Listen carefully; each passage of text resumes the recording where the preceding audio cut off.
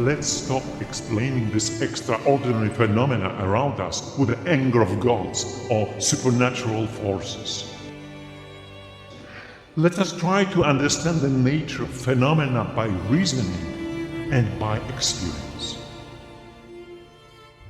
So, 2,500 years ago, said the Greek Thales of Miletus, thanks to his groundbreaking thought, mankind entered the path of learning about the laws of nature. Then, science was born. The world we are looking at is made of atoms. There are many types. These types are called chemical elements. There are about 100 of them. To bring some order among them, chemists put them together in a way that we all know, the periodic table of elements. Meanwhile, at the beginning of the 20th century, physicists discovered the internal structure of atoms. And then they found out that the periodic table wasn't enough for them. For example, they discovered that in the oxygen we breathe, there are 3 types of oxygen atoms. The periodic table of elements didn't take this into account. This is a story about how amazing is the internal structure of the atomic nucleus. A story about what an extraordinary adventure is to discover the secrets of nature. And how the study of the microworld helped us understand the life of the stars.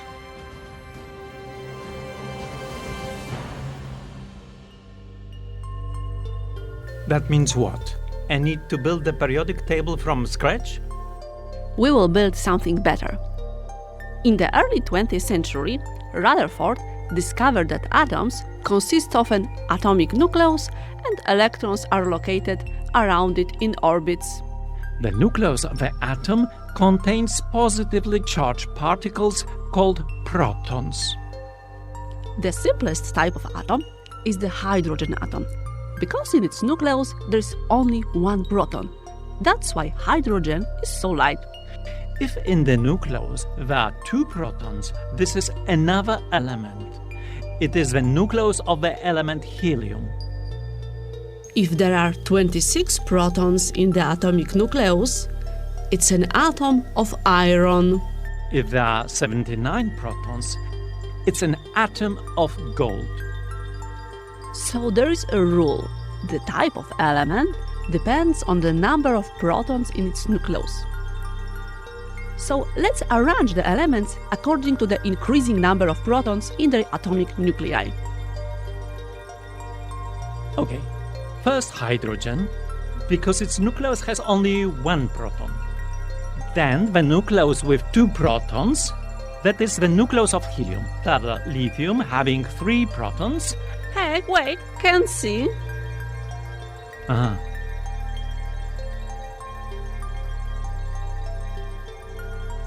So beryllium has 4 protons. Next, well, see for yourself.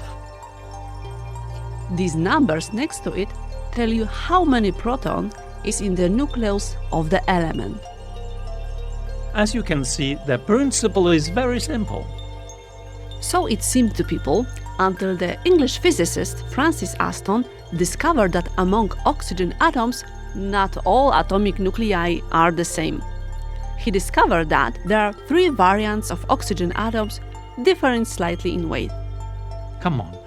To be oxygen, the atom must have 8 protons in its nucleus. Precisely 8. And each proton weighs the same. So why these weight differences? Exactly. From where? So it was suspected that in the atomic nucleus of oxygen, besides 8 protons, there is something else. Some unknown particle having its own mass, though electrically neutral. Now I remember. For discovering this unknown particle, James Chadwick won the Nobel Prize. It has a mass similar to that of a proton, but no electric charge. That's why he called it a neutron. Since then, they teach us in school that in the atomic nucleus there are both protons and neutrons. For example, in the oxygen nucleus there are always 8 protons, but sometimes they are accompanied by 8 neutrons, sometimes 9, and sometimes even 10. This different number of neutrons give rise to 3 versions of the oxygen nucleus, slightly different in weight. What is this strange notation, O16? O is the symbol of the element oxygen. And the 16? These components of the nucleus, protons and neutrons, are more generally called nucleons. Below you can see that in the nucleus of oxygen there are 8 protons and 8 neutrons, so 16 nucleons. This 16 is the atomic weight of that element. It weighs as much as 16 nucleons. I see. The next oxygen has 9 neutrons, so 8 plus 9 equals 17, hence the symbol O17. There is a third kind, oxygen O18. Well, these 3 versions of oxygen we need to include somewhere in our list. But where? Because as it is now, they should be here in the same place. You put it perfectly. In the same place, in Greek, it's isotopos. Iso in Greek means the same, and topos, place. But if you really put our 3 oxygens in the same place, they will cover each other. Our array will lose its transparency. So what? Maybe let's put our 3 oxygen isotopes side by side. And even better, let this array, instead of one column, is in the form of a coordinate system. Atomic nucleus with the number of neutrons x and number of protons y will be placed in our table at the coordinates x, y. So now the oxygen isotopes O16 will be at coordinates 8, 8.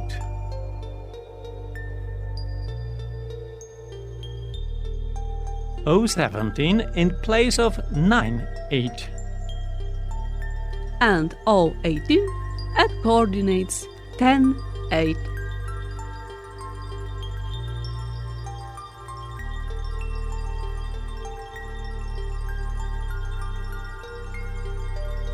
And in the nuclei of other elements, there are also neutrons?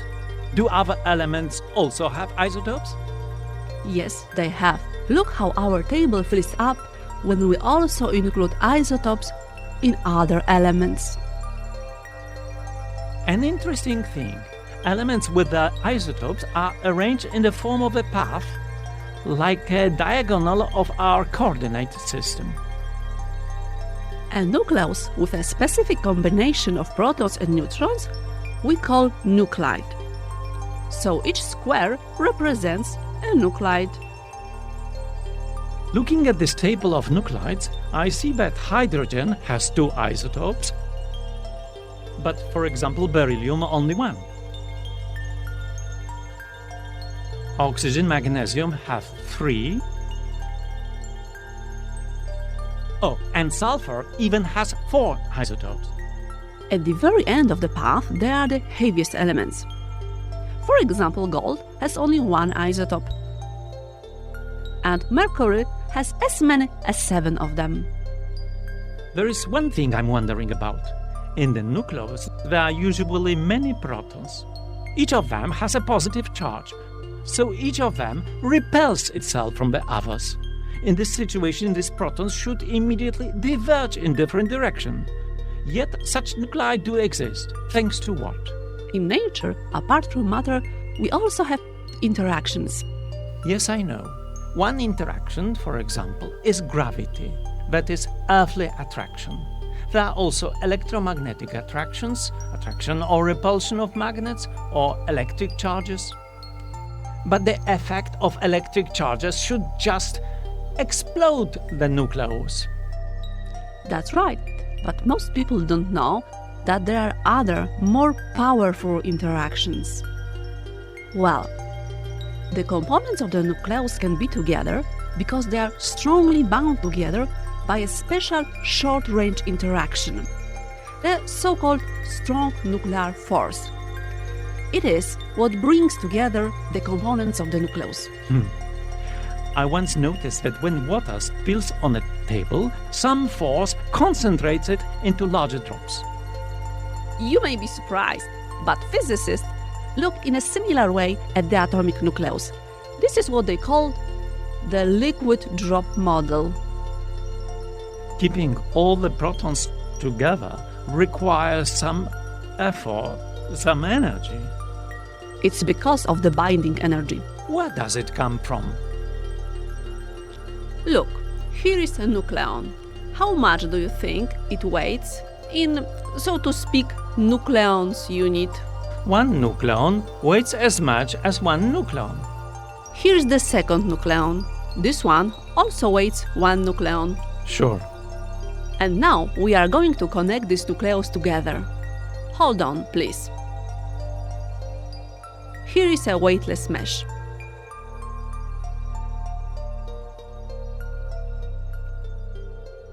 How much do you think this system of two nucleons weighs? It's clear. It weighs is two nucleons. That would be the simple arithmetic. But still, the weight of two nucleons bound together is slightly less than 2. It's less than the sum of the masses of both components? Exactly. So what happens to that missing mass? It couldn't evaporate. The mass couldn't just disappear like that. Do you remember the most famous formula in the world? E = mc squared? Yeah. In this formula, Albert Einstein tells us that the mass and energy are equivalent. Mass can turn into energy and energy into mass. This is the solution of our riddle. This missing mass, when the nucleons joined together, was converted into energy and emitted from the nucleus. For example, in the form of a portion of radiation. So the nucleus is now firmly bound. What if I wanted to separate apart these nucleons of a nucleus? Then you would have to supply that energy back. I would rather call this energy the energy released from the bonding process. Look here. We have 2 loose protons and 2 loose neutrons. If we combine them together, they will form the nucleus of helium, and additional energy will be released. Just this binding energy will be released. And if I wanted to reverse the process, it can be done provided that such energy is applied from the outside. Right. Good. Do I understand correctly that the more nucleons in the nucleus, the greater the binding energy is? Yes, but interestingly, this increase is not even. When we divide the binding energy of a given atomic nucleus by the number of its nucleons, what do we get? We'll get kind of average then. So let's compute such an average for each possible nucleus. What for? After all, this average energy will be the same for all nuclei. And yet it isn't so. Come on. You will see it on our nuclides table. So far, each nuclide has been a flat plate with an inscription on it. Now let each of them become a pole. The height of the pole will correspond to the value of this average binding energy per nucleon in a given nucleus. I understand that the higher the bar, the more tightly the nucleons are bound in a given nucleus. Look at the first hydrogen nucleus, H1. Its plate has been flat, so it has a binding energy 0. Nothing unusual. After all, this nucleus is only 1 proton, so it has nothing to be associated with.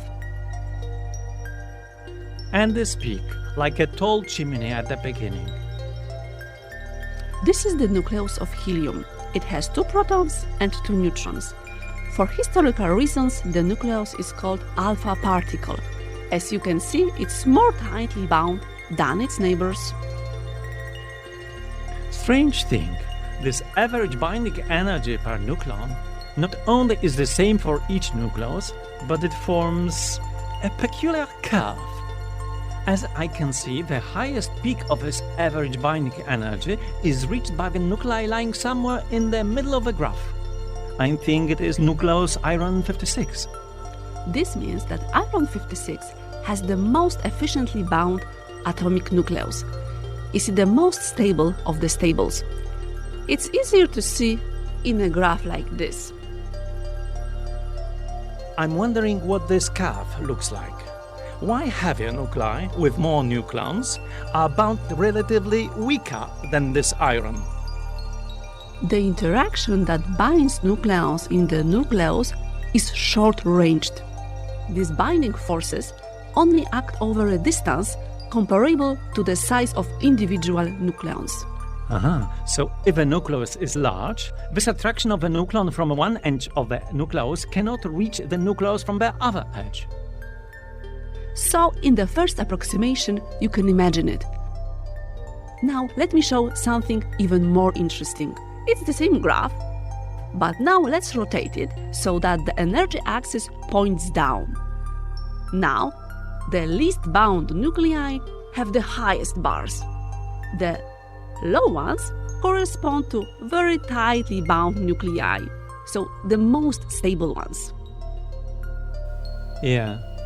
In a transparent board, we have at our fingertips a list of all possible types of atomic nuclei, that is, all our wealth of nature and the cosmos. Not all. Here we see only durable nuclei, so-called stable ones. You mean there might be some unstable?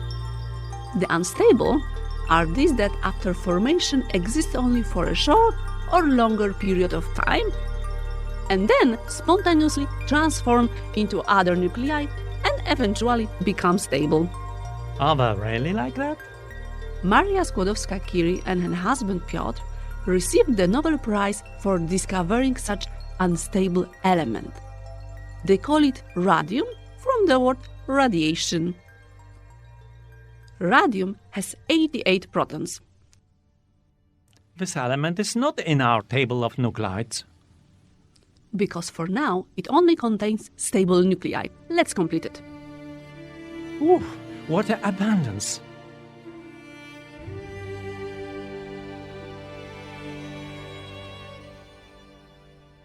There are many more unstable than stable ones.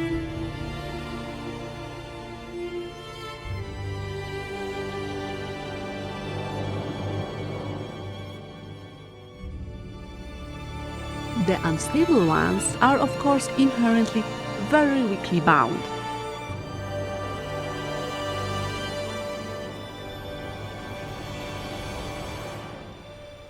Now I'm taking you deep into the Valley of Stability. Get in, you will be surprised. Now we are at the zero level. Nucleus H1 has zero binding energy. There, deep down at the bottom, are the most strongly bound nuclei. Hold on tight.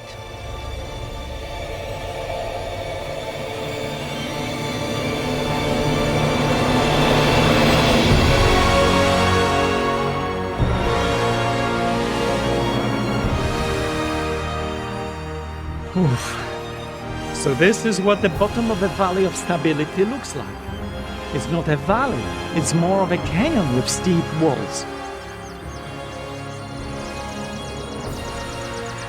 On the steep slopes of both sides are unstable nuclei.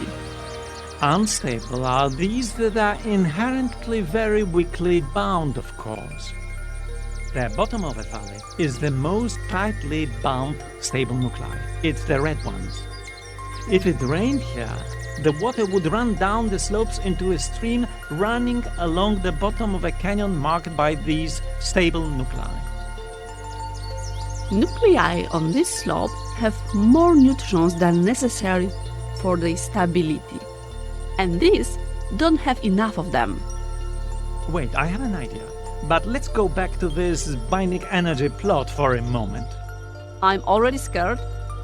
You said that if we have 2 protons and 2 neutrons, then we can make a helium-4 nucleus out of them and some energy will be released. What you call binding energy. Yeah? let's take H2 hydrogen nucleus, which has one proton and one neutron, and add to it another H2. From these two hydrogen nuclei will be formed helium-4, the nucleus of which has just two protons and two neutrons, correct? Yes? But in the course of this connection, energy will be released. Let's generate such energy and start selling it. I know where you can buy hydrogen gas cylinders. We'll be rich. Good idea? Of course. You just discovered the principle according to which our sun shines, and it's constantly sending us this energy from the transformation of hydrogen into helium. Such a fusion of the lightest nuclei into the heavier ones we call thermonuclear fusion. Stars shine in the same way. Performing such thermonuclear fusion in the laboratory, this is a challenge. Scientists are already working on it so that this process could be used to produce energy on Earth. And I thought I was going to be rich. Well, maybe differently. I'll take one of these nuclei from the other end of this curve, the heaviest one. Let it be uranium. I'm going to split it in two pieces. Then the energy should also be released. You are right. You have just discovered the principle by which classic nuclear power plants work. Their nuclei, like uranium, are split into two fragments. As a result of this fission, energy is released. Oh no. All interesting discoveries have been made before me. Now you can see how many good ideas you can have looking at such a table of nuclides. I remember how as a child I was fascinated by the stars and the entire Milky Way. I remember the emotion that overcame me when using the binoculars I saw the Andromeda galaxy. Now I finally know that these billions of stars shines thanks to the physics of the atomic nucleus. Combining light nuclei into heavier ones, they release binding energy which then travels the vastness of the cosmos and finally reaches us too. It's a very illuminating thought.